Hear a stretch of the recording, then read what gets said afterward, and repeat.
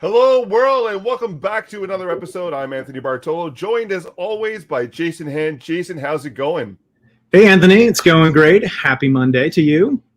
Happy Monday to you as well. How was your weekend? It was solid. I got a lot of stuff done around the house. The weather was kind of a little bit of both of the best. We had nice on Saturday and then snow on Sunday, so a little time at home getting some things done. I got to watch a few comic book movies that you had recommended to me, so that was a really good use of time yesterday. How was your weekend? It was great. We're finally into the warm weather. Spring is upon us. Almost shorts weather. I was very tempted to do so, but still a little bit chilly at night, so can't really do shorts as of yet. I did see that you got snow on social, which was really cool. And yes, this was a very big TV weekend. There's two big shows that launched this weekend. Actually, one show and one 4-hour movie, which was awesome. And a lot of news this week too. Did you hear about the announcement that Microsoft put forth on Friday about availability zones? I did. That's a pretty big deal. For those of you who aren't familiar with availability zones, it's sort of something that's within our data centers that help us really keep your data protected from all kinds of different problems. And the fact that we've got more of these availability zones available to us, a little bit of a tongue twister there, is really something I think is going to make a lot of people feel a lot more comfortable about their data. What's really cool is, the announcement means that by the end of 2021, this year, we'll have availability zones in every data center that we have around the world. And they've already begun work in Brazil, which is awesome. I've been told that Brazil is the number one South American country that utilizes Azure services. So awesome to see that availability zone come to them first. That allows them to ensure that their applications and their services that they offer to their customers will always be up. The SLAs will always be adhered to, and they'll never run out of services, or their SLAs will be met to ensure that their customers are satisfied, which is cool. Yeah. What about a quick rundown of the agenda today? Because I know we got a jam-packed show. Yeah, we've got, as every Monday, we've got a lot of great stuff to cover and things to share with you. So we've got all of our great friends back from Microsoft Teams. We've got Kayla and Ning, and they're going to be sharing with us some different tips around starting meetings and what to do pre-meeting and all kinds of things that you should really be considering right before you go into some sort of calendar event meeting. And then Asim's back with some really good stuff. What do you know about that? It's a really interesting conversation when Asim around, when is the best time to run your code? You've heard the suggestion that you do your laundry or you run your dishwasher after 7 p.m. your local time, because that's when electricity rates are lower, because less people are using electricity during that time, and factories and businesses are not using electricity during that time, so it's at a lower rate. But that also means that you're using green energy in that respect. So that's going to be an interesting conversation with Asim if coding does the same thing in that respect. I also hear that we're going to have a conversation with Michael, and he's going to bring a guest to talk about data and AI inside of Learn. What do you know about that, Jason? Yeah, Michael's going to be back, and just like you mentioned, he's got a guest with us. In fact, this time, though, they're not going to be talking about data and AI. They're actually going to share with us a little bit around cognitive services. And I don't know if you've had a chance to play with cognitive services, but pretty powerful stuff. There's a lot of really cool things you can do, but one of the trickiest things is just having a safe place to go test out things. And so they're going to be sharing some information around sandboxes with us. And I'm very keen about that, because that means I don't need a Microsoft Azure account to spin up a service. I can learn within Sandbox. And then, of course, we have Diego's Wall, and he's actually going to tie in a story, my understanding, into Brazil as well, and a great conversation around lemons, which I'm very much looking forward to. Sounds cool. Yeah, Diego's back, and he's always got a lot of fun stories to share with us from all his adventures and time spent with Microsoft and then in and around the community. So that's going to be a really fun story to close out the day too. I'm really excited about that as well. So yeah, all over, this is just going to be a really great show, and I can't wait to get started. So why don't we, speaking of that, let's just maybe move on into our first segment here and invite our friends. Let's get Ning and Kayla over, and they're back with a few more tips and tricks about Microsoft Teams. Hi, Ning. Hi, Kayla. How are you? Hey, Jason. We're good. Uh-oh. It looks like, Ning, you're on mute there. Oh, sorry about that. I was on mute. It's always kind of awkward when that happens at the start of a meeting. But luckily, we're going to talk about how to prevent that today. Excellent. Yeah, I think that's something that's really, it's happened to everybody. In fact, I'd be surprised if it hasn't happened to just about everybody. We were having a call earlier today about how that is just sort of a thing. You see it on T-shirts and coffee mugs and jokes being made all the time. So what can you tell us to help us prevent some of that from happening? Yeah, absolutely. So I'm going to talk to you about the pre-join experience. And so, as we've all experienced, sometimes meetings have a tendency to sneak up on us and we end up rushing to join them. But if we slow down and just take a few seconds before we join, we can ensure that even if we're a few minutes late to a meeting, at least we're arriving exactly the way we want to be.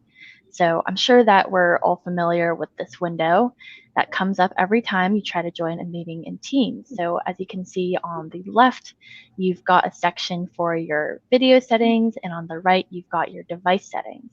And if you're working from home like me, you're probably joining meetings from your computer. And so under computer audio, you can see that I am using my Plantronics headset, which I'm actually wearing right now.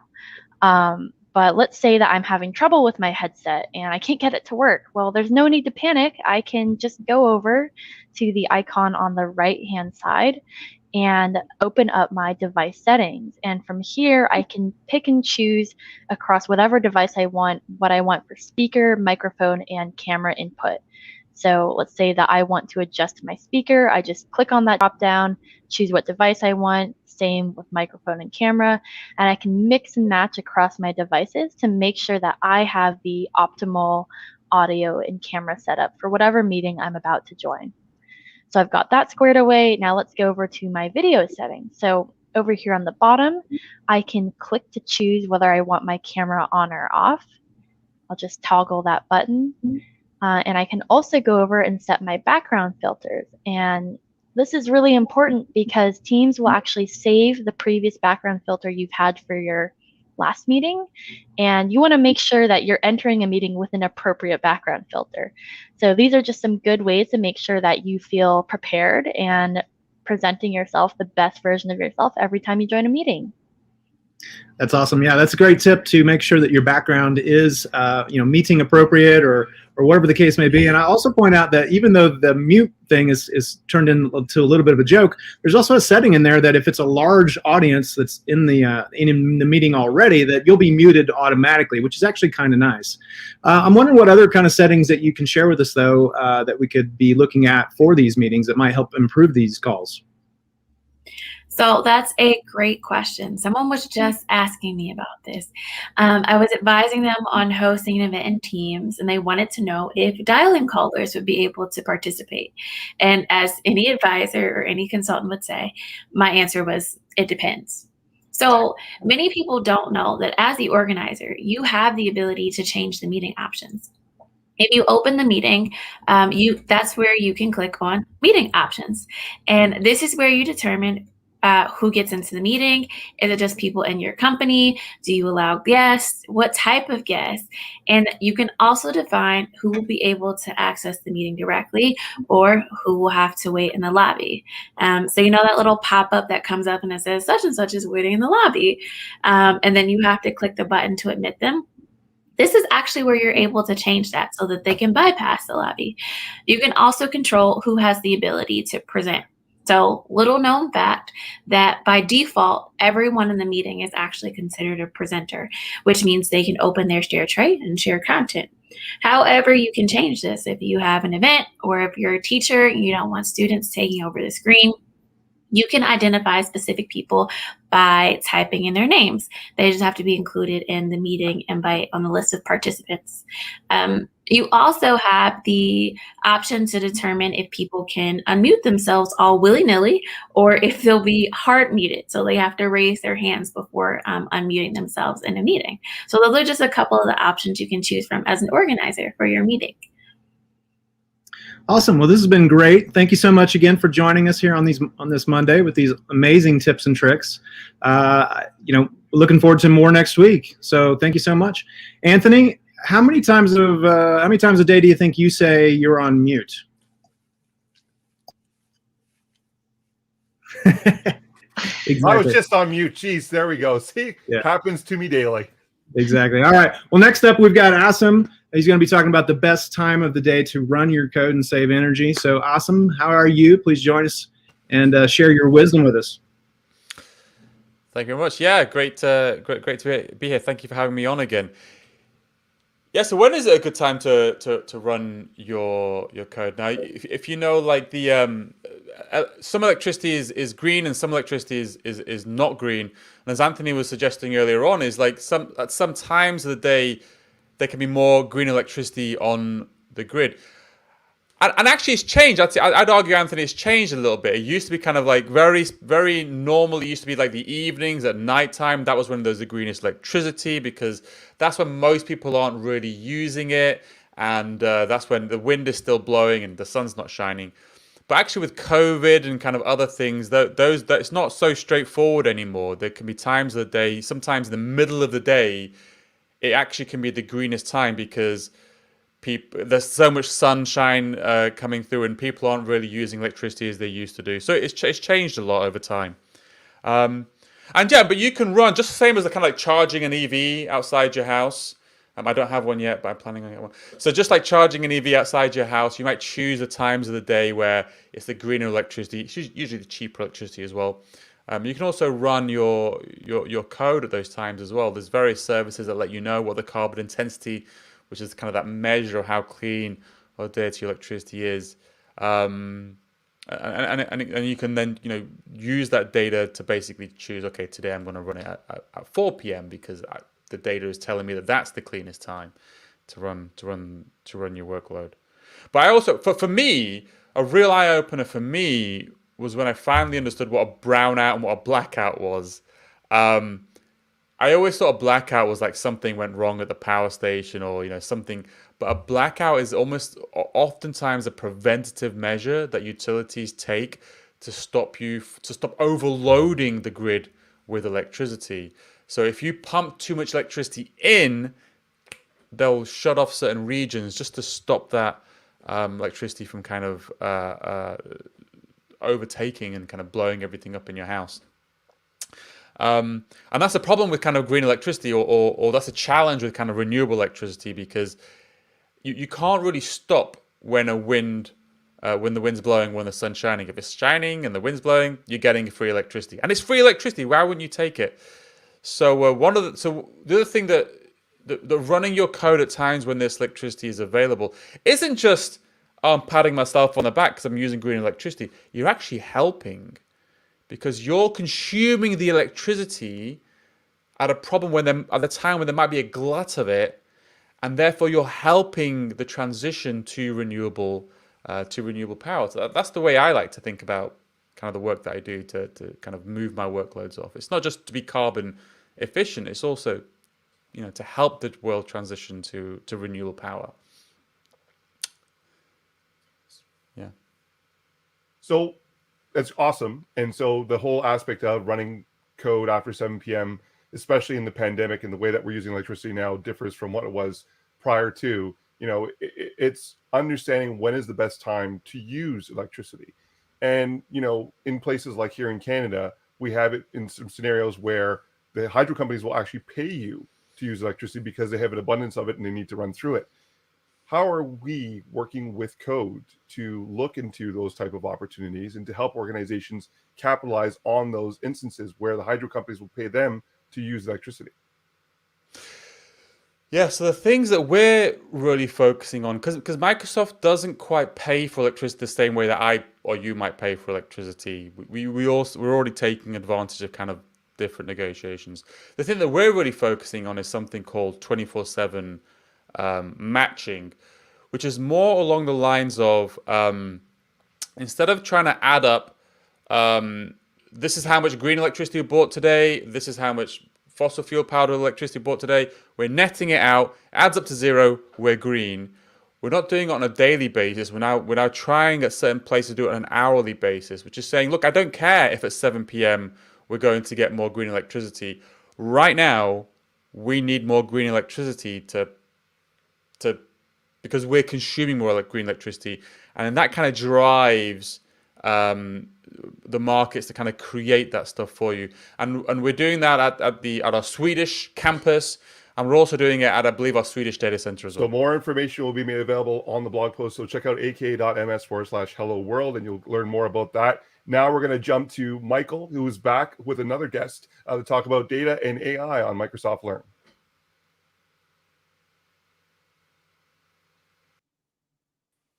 Was that Microsoft Learn is a free interactive training platform. And inside of that training, you can pick different types of courses. And also there is this concept of sandboxes. So with the sandbox, you can try out different features and functionality really without ever leaving your browser.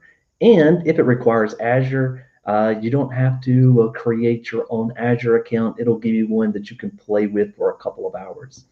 Now, I'm super pleased and super happy to bring on Jason today. Jason is going to tell us a little bit more about cognitive services in this sandboxed environment. Jason, the floor is yours. Yeah, thank you, Michael. So cognitive services are, of course, some of the most useful Azure resources we have, but they're also some of the most fun. We have things like the ability to read forms, custom vision. You can do text to speech with custom voice fonts, Bugs Bunny or things like this, right? And so it's a lot of fun. But in order to use it, of course, you generally have to spin up a resource. Maybe you just want to learn about it. You still have to spin up a resource. It still costs money. This is actually what Microsoft Learn solves with our sandbox. And I've got a video that I can show you here of one of our sandboxes, our new modules that we're previewing here coming up. This is a preview. This module isn't live yet, but it's going to teach you about Forms Recognizer. And at the end of it, it's going to actually let you spin up a Forms Recognizer resource. So let's take a look. The introduction modules will tell you about the resource type. So in this case, Forms Recognizer, once again. We learn about what it is, what's the use cases for it, how we can use the SDK, what's a good time to use it, and even just what it does, right? So we also have in this module something called Use Forms Recognizer. This Use Forms Recognizer is going to allow us to connect our Microsoft account to Microsoft's Azure resources or Microsoft subscription. So you don't need a subscription. You connect to ours, you copy and paste that script in and run it right there in the Learn window. You're going to run that script and it's going to fire up a Forms Recognizer resource. It's going to fire up a demo website. The demo website is going to open right up there for you. And now you can play with this Forms Recognizer. And again, we're going to do this for a lot of our different cognitive services, right? We're going to allow you to get in there and actually work with it.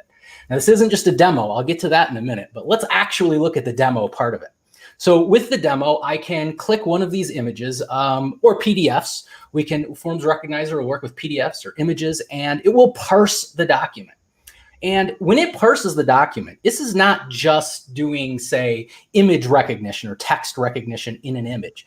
It actually understands the concept of invoices, of receipts. You can train custom types and do things like, say, recognize a restaurant menu and parse out the nutrition information or just what you can order, right? You can actually get it to understand these things. And you can see you have invoice ID right there. That's actually understanding. It actually is using the domain.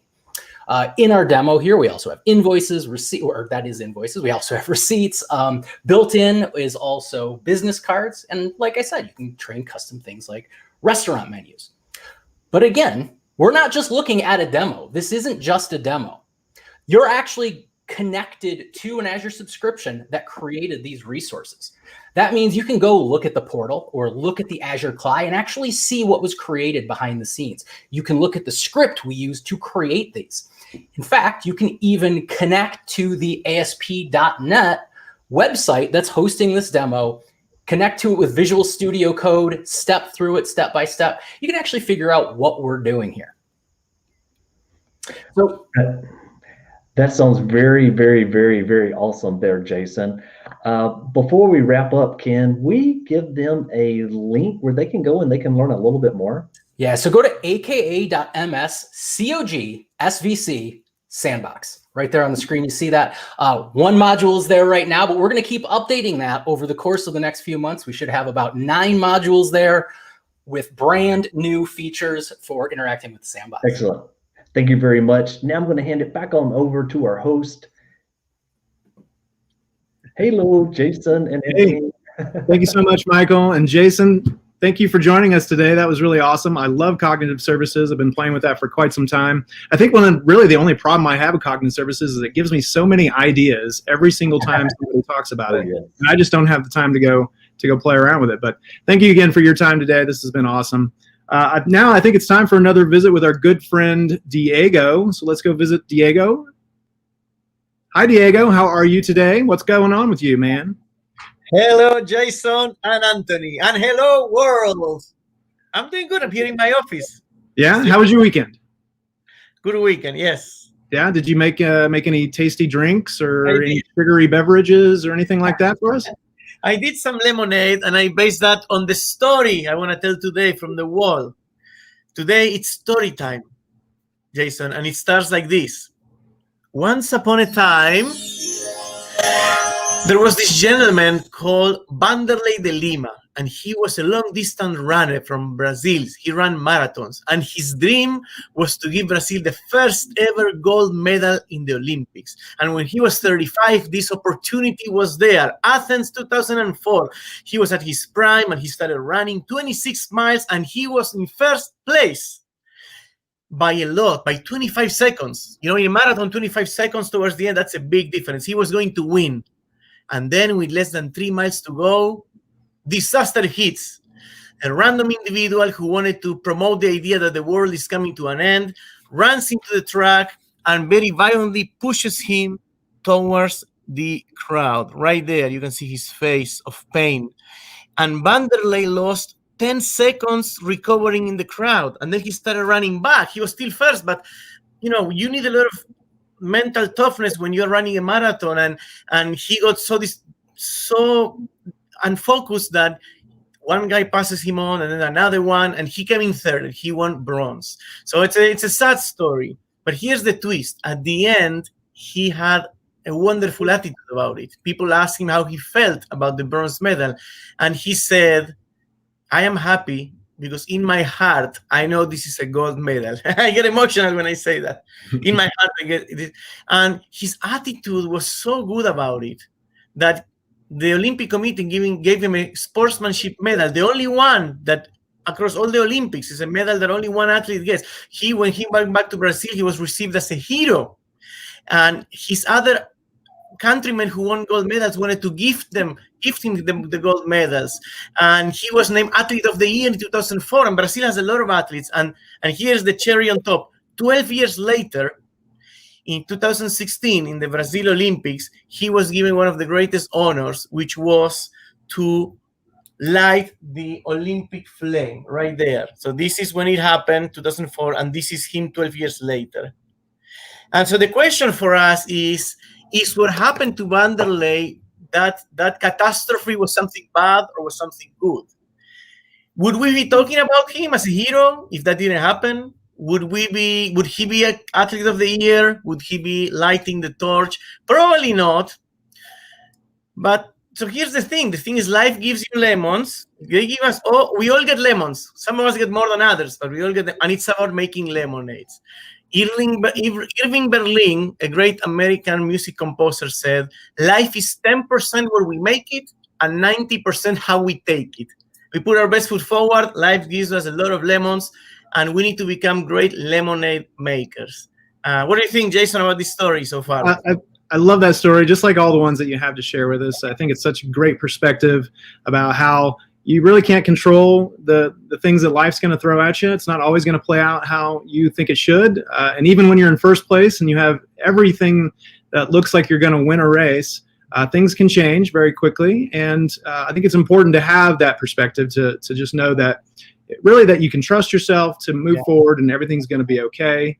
And also just having that positive attitude to be able to take something that, you know, really seems like maybe a sad situation and turn it into something positive. And you know, you pointed out how so many people around the world, even back home in Brazil, really, you know, thought of him as a hero, not because he won, not because he came in third, but because of his actions and the way that he handled that situation. You know, I talked about it a few weeks ago about how attitude trumps expertise. He was not a hero because he could run fast and long. Many people can do it. He was a hero because of his attitude, specifically his grit, perseverance, humility. So I have a call to action for all of you, which is think back at a time life gave you lemons. Think about something bad that happened to you and try to reframe it and think, what are you today? What have you been able to do today? Where are you in life today because of that bad thing that happened? You know, like Tony Bennett, a basketball coach, he once said, if you learn to use it right, and that's the key, you have to learn to use it right. If you learn to use it right, adversity will give you a ticket to a place you cannot go any other way. So listen to Pink Martini's song, the Lemonade song. I'm going to demonstrate live. You get a lemon, you squeeze it like this, and then you can make lemonade. And I'll see you again on Friday. All right. Thank you, Diego. Thank you again for that great story. Anthony, what do you think about today? I really love Diego's story, right? It ties into, you know, even what Satya says, be a learn-it-all, don't be a know-it-all. The whole aspect of having that right mindset, having that right attitude means that more people will want to work with you, and everybody learns together and everybody is uplifted together, right? It's such a huge thing. You can come in with all the knowledge in the world, but if you're not willing to share, you're not going to grow as an individual. You're not going to grow people around you, which is not a great thing, right? I love that story that was shared today with that. Jason, what did you think of the show today? Yeah, +1 on that. You know, one of the reasons I love working with, you know, Microsoft and working with this team is because we all accept that life is full of failures, full of things that just don't go the way you want. But it's really about, you know, how you learn from that and improve. And, you know, even with this show, you know, we're making constant improvements every single episode. And I think that's really part of, you know, the bigger picture here is that we, you know, live that type of mentality and pass that on to others. And really, I think that's kind of the key to success for so many of us is that we just accept that there's going to be things that don't go well and take it for what it is and learn and improve. So really excited to be able to share those types of lessons here on the show with us. Let's talk about what's coming up next on Learn TV for everybody who's going to be sticking around. We've got Career Switcher Stories, which if you haven't seen that, Anthony, that's a really fun segment, a really fun show on Learn TV, talking about folks who are, you know, pivoting in their career, whether it's pandemic related or not. And then, you know, also next or tomorrow, we've got some really cool stuff with Laurent's going to be our host as well as Suze. And there's a couple different segments we got this week in Channel 9. What else we got next tomorrow? Do you remember? Yep. So we have Aaron Wislang is going to come on and he's going to talk about LazyGit, which I'm very interested to see. I'm challenged with using Git, and I want to see how LazyGit will help me, especially incorporating that into my CLI practices every day. We talked about this week in Channel 9. There will also be the audience challenge, which I'm very excited about. I love Jeremiah Dooley's segment where he poses a challenge in terms of his experiences back in IT and back in technology and how others in social media respond to those challenges as represented the next day. And I think, Jason, there's Code Talk as well tomorrow. Oh, awesome. Yeah, it's always a fun segment. I don't know how much time you spend on TikTok, but it's been really fun to see those segments. We'll tell you what, let's bring everybody back on the team and say goodbye for the day. Kayla and Ning, I'm a little tongue twisted this morning, but thank you for joining us with our team's tips and tricks. Asim had to go, so he's not with us right now, but we've also got Michael and Jason. Thank you for all of you've been able to share with us around cognitive services and joining us. And of course, Diego, wouldn't be a Monday without some kind of awesome story from Diego and his wall. Diego, I hope you're putting some sugar in there because I don't know if you want to just drink raw lemons. That's right. You can make some good ceviche with that, but I don't know. Yeah. Oh, jeez. All right. Well, thank you so much, everybody, and enjoy the rest of your day. We'll see you next time.